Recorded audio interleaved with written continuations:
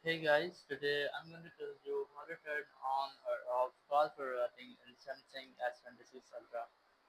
If you're using S26 Ultra and you want to turn on or off call forwarding, so let's see how you can do that. You just have to simply open your phone app and here just click on these three dots in the top right. Click on settings. Now once you are in settings, you just have to scroll down and look for supplementary services. Click on it and here just wait for some loading and you might see the call forwarding option. You just have to click on it. Now here just click on call forwarding and then select which call you want to forward. It might be your voice calls or your video call. Just select, I'm going to select voice call here. Now you might see these options of when you want to forward your call.